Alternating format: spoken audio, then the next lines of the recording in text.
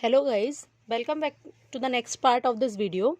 Chapter 2 का जो part 1 था हमारी वीडियो का, उसमें हमने पढ़ा था कि एसिड्स और बेसेस होते क्या हैं। एसिड्स और बेस के बीच में कुछ डिफरेंसेस हमने देखे थे और उसके अलावा कुछ नेचुरली अकरिंग एसिड्स के नेम भी हमने देखे थे और ये भी देखा था कि वो किस किस चीज़ में पाए जाते हैं। ओके, अब नेक्स्ट पार्ट हम इसका स्टार्ट करते हैं। तो सबसे पहले एक जो चीज़ आती है, तो एल्कली वर्ड हमें सुनने में आता है, एल्कली। अब ये एल्कली होता क्या है? एल्कली वर्ड हमें सुनने में आता है, तो एल्कली होते क्या हैं? What are alkali? तो alkali word is related to base. Base होते हैं, कुछ स्पेसिफिक बेसेस होते हैं, नॉट ऑल बेसेस। ओके, तो एल्कली क्या होते हैं? The bases that are soluble in water. ये बात याद रखिएगा कि सारे बेसेस वाटर में सॉल्यूबल नहीं होते हैं। तो जो बेसेस वाटर में सॉल्यूबल होते हैं उन्हें हम बोलते हैं एल्कली। ओके, अब जो एल्कली होते हैं, जो बेसेस हमारे होते हैं, वो कैसे होते हैं? उनकी प्रॉपर्टीज क्या होती है? दे आर सोपी टू टच, सोपी, बिटर एंड ऑल्सो कोरोसिव। मतलब कोरोजन की प्रॉपर्टी हो और रखते हैं, किसी भी चीज को कोरोड कर सकते हैं। तो अब ऑब्वियसली एल्कली अगर कोरोसिव है तो it is harmful to touch them, तो इसलिए हमें उनको टेस्ट करना या टच करने से बचना चाहिए, बिकॉज दे आर कोरोसिव। हमें पता नहीं उनकी स्ट्रेंथ कितनी ज़्यादा है, किस एल्कली की स्ट्रेंथ कितनी ज़्यादा है, तो उन्हें टेस्ट करना या टच करने जैसा काम हमें नहीं करना चाहिए। तो ये चीज़ थी एल्कली की बात। ध्यान रखिएगा, सारे बेसेस वाटर में डिजोल्व नहीं होते हैं और एल्कली सिर्फ वही बेसेस होते हैं जो वाटर सॉल्यूबल होते हैं। नाउ नेक्स्ट हम पढ़ने वाले हैं chemical properties of acids and base. Chemical properties of acids and bases. तो बेसिकली हम केमिकल प्रॉपर्टीज से मतलब क्या है कि किस चीज़ से रिएक्शन करने पे एसिड्स और बेस क्या बनाते हैं, वो चीज़ हम पढ़ने वाले हैं।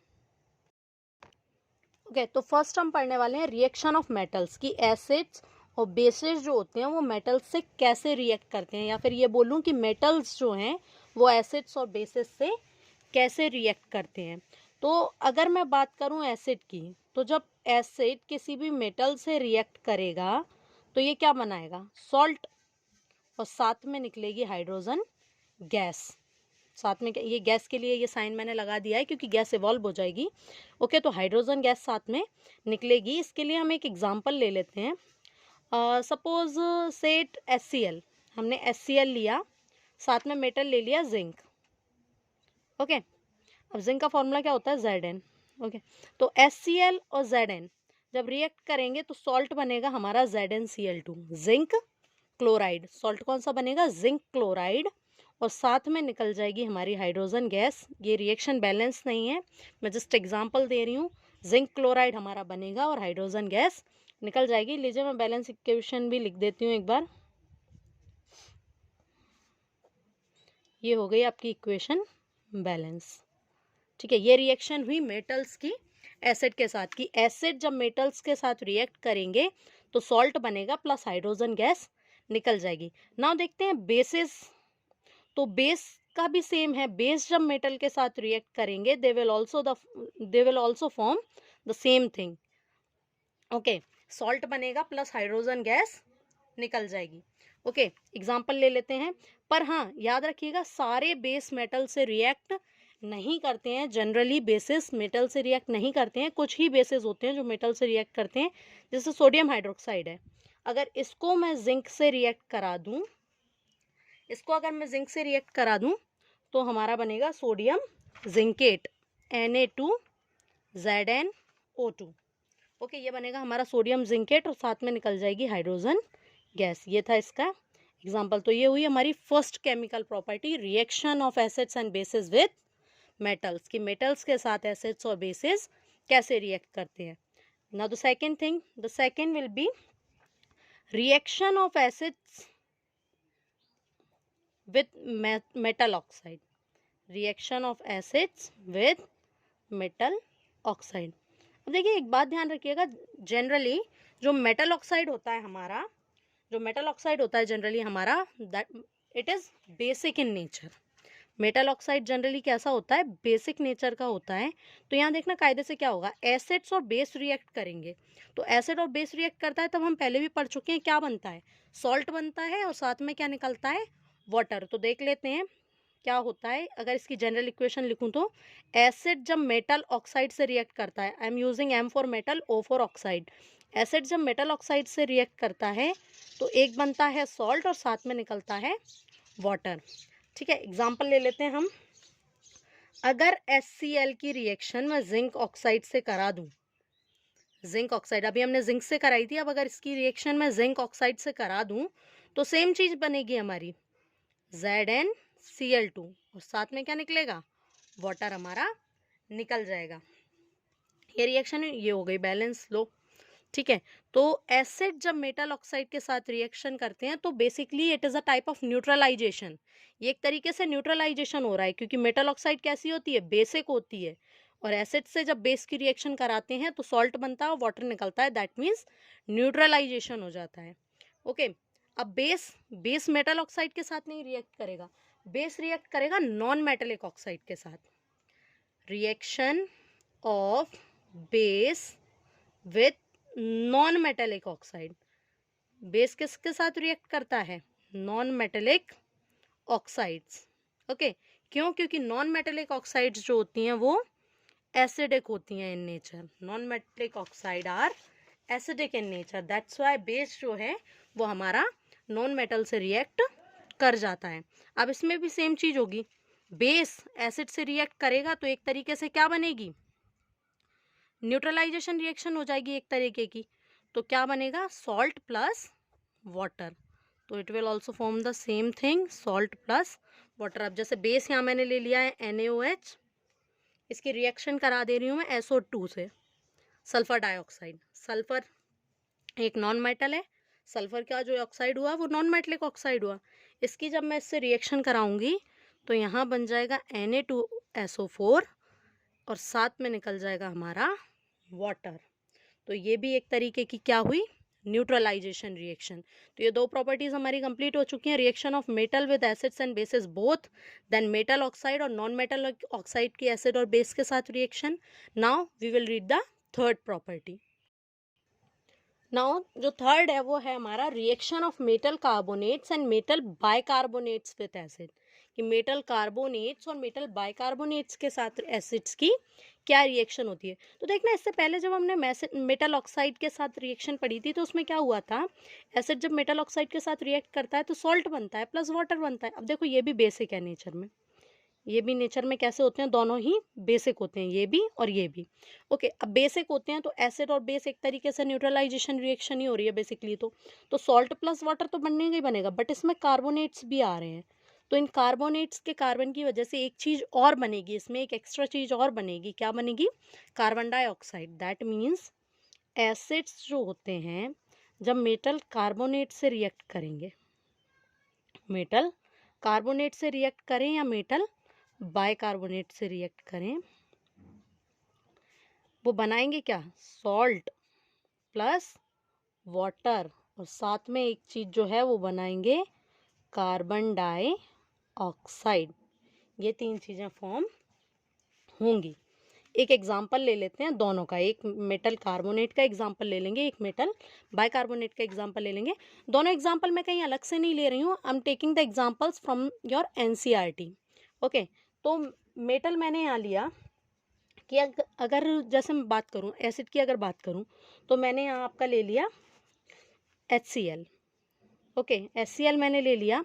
मेटल कार्बोनेट सबसे सिंपल सोडियम कार्बोनेट मैंने ले लिया, सोडियम एक मेटल है, Na2CO3 सोडियम कार्बोनेट मैंने ले लिया। इन दोनों की जब रिएक्शन कराएंगे तो क्या होगा, एक तो बनेगा सॉल्ट, तो कौन सा सॉल्ट बनेगा, यहाँ पे सोडियम है तो ऑब्वियसली सोडियम सॉल्ट बनेगा, तो NaCl।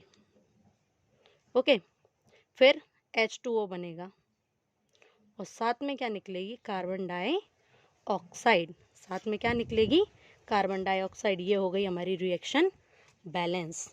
ओके, NaCl बनेगा, दैट मीन्स सॉल्ट, वाटर बनेगा और साथ में निकलेगी कार्बन डाइऑक्साइड। ओके, ये कार्बन डाइऑक्साइड गैस है।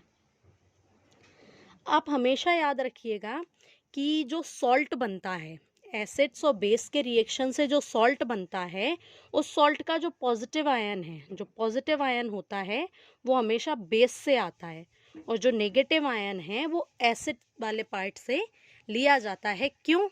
क्योंकि एसिड का काम होता है एच पॉजिटिव आयन रिलीज करना, तो एच पॉजिटिव आयन रिलीज करता है तो बचा कौन सा पार्ट एसिड के पास? नेगेटिव वाला पार्ट। तो नेगेटिव वाला पार्ट हमारा सॉल्ट बनाने में यूज होता है। ओके, एक एग्जांपल मेटल बाइकार्बोनेट का देख लेते हैं। तो सेम चीज़ मैं ले रही हूँ यहाँ पे HCl, एसिड के जगह पे मैं HCl ही ले रही हूँ। बस एक फ़र्क है कि यहाँ मैं मेटल कार्बोनेट की जगह मेटल बाइकार्बोनेट ले रही हूँ, that means NaHCO3, sodium by carbonate, जो हमारा नॉर्मल बेकिंग सोडा होता है वो NaHCO3। अब यहाँ भी देखो क्या बनेगा, वही NaCl, ठीक है, H2O एंड CO2। फ़र्क सिर्फ इतना है कि हमने कार्बोनेट की जगह बाइकार्बोनेट ले लिया और बैलेंसिंग में फ़र्क आ जाएगा, बाकी रिएक्शन ऑलमोस्ट सेम है। ओके, ये रिएक्शन होती है एसिड्स की मेटल कार्बोनेट्स और मेटल बाइकार्बोनेट के साथ। अब इस रिएक्शन में ये कार्बन डाइऑक्साइड निकली है, इसका टेस्ट कैसे किया जाता है कि वाकई में उस बीकर में कार्बन डाइऑक्साइड निकली भी है या नहीं। ठीक है, सॉल्ट और वाटर तो दिखता ही है, सॉल्ट उसमें डिजोल्व हो जाएगा। अब CO2 निकला है कि नहीं, इसका पता कैसे किया जाए? तो CO2 निकला है कि नहीं इसका पता करने के लिए हम क्या करते हैं, इसको लाइम वाटर में पास करते हैं हम।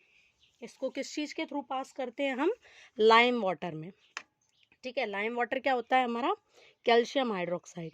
तो ये जो हम लेंगे एक्वा सॉल्यूशन लेंगे कैल्शियम हाइड्रोक्साइड का, इसमें से ये जो CO2 फॉर्म हुई है इसको हम पास करेंगे। पास करने का क्या तरीका होता है, जिस भी बीकर में आप ये रिएक्शन करा रहे हो उसको क्लोज करके उसके पाइप को एक दूसरा जो जिसमें कैल्शियम हाइड्रोक्साइड हो, दैट मीन्स ये लाइम वाटर हो, वाटर में dissolve calcium hydroxide that means lime water हो, उसमें आप इसको पाइप को कर दीजिए। तो वैसे तो वो ट्रांसपेरेंट होता है, वाटर में जब डिजोल्व होता है कैल्शियम हाइड्रोक्साइड तो वो ट्रांसपेरेंट होता है, बट जब उसमें CO2 जाएगी तो क्या हो जाएगा, क्या फॉर्म होगा? CaCO3। CaCO3 वहाँ पे फॉर्म हो जाएगा जो कि बनेगा एक प्रेसिपिटेट। तो ये नीचे जमने लगता है टेस्ट ट्यूब में, तो ये अलग। तो लाइम वाटर जो है हमारा वो कैसा हो जाएगा? मिल्की, जिससे हमें पता चल जाएगा कि उस जो रिएक्शन इससे पहले वाली हमने कराई थी उसमें कार्बन डाइऑक्साइड इवॉल्व हुई है। और अगर फिर भी फर्दर कार्बन डाइऑक्साइड उसमें और जाती रही, अभी हमारा ये बन गया था, इसमें और कार्बन डाइऑक्साइड जाती रही तो इसके साथ भी कार्बन डाइऑक्साइड रिएक्ट कर लेगी। देखो ये था और वाटर था, और इसमें और अगर एक्सेस कार्बन डाइऑक्साइड है, अगर एक्सेस कार्बन डाइऑक्साइड है तो क्या होगा, ये जब इन सब से रिएक्ट करेगा तो ये बनाएगा CaHCO3 whole twice, that means calcium bicarbonate ये बना लेगा। कैल्शियम बाइकार्बोनेट या फिर कैल्शियम हाइड्रोजन कार्बोनेट इसको हम बोल सकते हैं, ये बना लेगा और जो कि एक्वस रहेगा। दैट मीन्स हमारा जो लाइम वाटर जो मिल्की हो गया था उसमें अगर और फर्दर कार्बन डाइऑक्साइड पास होती रही, एक्सेस कार्बन डाइऑक्साइड अगर है, तो वो वापस से जो सॉल्यूशन है हमारा वो ट्रांसपेरेंट हो जाएगा, क्योंकि लाइम वाटर से जो हमारा बना था कैल्शियम कार्बोनेट से कार्बन डाइऑक्साइड दोबारा से जब रिएक्शन करेगी it will form calcium hydrogen carbonate, जो कि एक्वस होता है, मतलब कि वाटर में सॉल्यूबल होता है, जिसकी वजह से हमारा जो वाटर है फिर से ट्रांसपेरेंट हो जाएगा। वाटर की जगह मैं सॉल्यूशन बोलना चाहूँगी, सॉल्यूशन जो है हमारा वो फिर से ट्रांसपेरेंट हो जाएगा। ओके, तो ये तो बात हुई केमिकल प्रॉपर्टीज ऑफ मेटल की। Okay, sorry not metal, chemical properties of acids and basis की। अब एक बात आती है कि आपने एक टर्म सुना होगा, strong acids and strong base, strong acids और बेस, और एक चीज होती है weak acids and base, weak acids और वीक बेस। ओके, अब ये क्या होता है, स्ट्रॉन्ग एसिड और स्ट्रॉन्ग बेस क्या होता है, वीक एसिड और वीक बेस कैसा होता है, मतलब कैसे पता चलता है कोई एसिड स्ट्रॉन्ग है कि वीक है या फिर कोई बेस जो है वो स्ट्रॉन्ग है या वीक है, तो इसका सीधा सा मतलब है स्ट्रॉन्ग एसिड मतलब कि more H positive ion release करेगा। मोर एच पॉजिटिव आयन का मतलब क्या हुआ, मैं आपको बताती हूँ कि सपोज आपने एक किसी बीकर में HCl और एक और ले लिया आपने एसिटिक एसिड, दोनों एसिड लिए बराबर कंसंट्रेशन में, दोनों एसिड लिए आपने बराबर कंसंट्रेशन में, सपोज 1-1 मोल दोनों का ले लिया, तो उसके बाद आप इसमें देखोगे कि number of H positive ion कितने रिलीज हो रहे हैं, इसमें भी और इसमें भी। जिसमें ज़्यादा H पॉजिटिव आयन रिलीज होंगे वो स्ट्रॉन्ग एसिड हुआ, और जिसमें कम H पॉजिटिव आयन रिलीज होंगे वो वीक एसिड होगा। ठीक है, एसिटिक एसिड जो होता है वो हमारा वीक एसिड होता है। एसिटिक एसिड कैसा होता है, वीक एसिड होता है। जबकि हमारा जो HCl है, H2SO4 है, ये कैसे होते हैं, स्ट्रॉन्ग एसिड होते हैं। ठीक है, अब बेस पे आते हैं। बेस के साथ भी सेम, बेस क्या रिलीज करता है, OH नेगेटिव आयन। तो ऐसा बेस जो मोर H पॉजिटिव आयन रिलीज करेगा एक्वस सॉल्यूशन में। ये सब बात किस में होती है, एक्वस सॉल्यूशन में। एक्वस सॉल्यूशन में मतलब व्हेन डिसॉल्व्ड इन वाटर, अगर वो OH नेगेटिव आयन ज़्यादा अमाउंट में फॉर्म कर रहा है, ज़्यादा नंबर में फॉर्म कर रहा है, दैट मीन्स वो बेस कैसा है, स्ट्रॉन्ग है। स्ट्रॉन्ग बेस के एग्जाम्पल NaOH हुआ हमारा, ठीक है, KOH हुआ, ये कैसे होते हैं, स्ट्रॉन्ग बेस होते हैं। ओके, फिर आती है वीक एसिड्स की बारी। वीक एसिड जो less H positive ion release करेंगे, कम लेस पॉजिटिव आयन रिलीज करते हैं इन एक्वस सॉल्यूशन, जैसे कि एसिटिक एसिड हो गया, और भी कई सारे एसिड हैं, methanoic acid, ethanoic acid and all. मतलब कि ऑलमोस्ट जितने ऑर्गेनिक एसिड्स होते हैं ना, वो सारे वीक एसिड्स होते हैं। ओके, फिर वीक बेस की बात करें तो ये less OH negative ion release करेगा इन एक्वस सॉल्यूशन में as compare to strong bases. Okay, इसका एग्जांपल हम ले सकते हैं मैग्नीशियम हाइड्रोक्साइड। इसका एग्जांपल हम क्या ले सकते हैं, मैग्नीशियम हाइड्रोक्साइड। तो ये बात हुई हमारी स्ट्रॉन्ग एसिड और स्ट्रॉन्ग बेस की, मतलब स्ट्रेंथ। तो किसी भी एसिड, कोई भी एसिड जितने ज़्यादा H पॉजिटिव आयन रिलीज करेगा उसकी स्ट्रेंथ उतनी ज़्यादा होगी। उसी तरह कोई भी बेस जितने ज़्यादा OH नेगेटिव आयन रिलीज करेगा एक्वस सॉल्यूशन में, उतना ही स्ट्रॉन्ग बेस वो होगा। ठीक है, तो इस वीडियो में इतना ही। इसके आगे का जितना चैप्टर का रिमेनिंग पार्ट है वो हम आगे की वीडियो में देख लेंगे। ओके, और आपको अगर कोई भी डाउट लगता है तो you are free to ask me in the comment section. Thank you.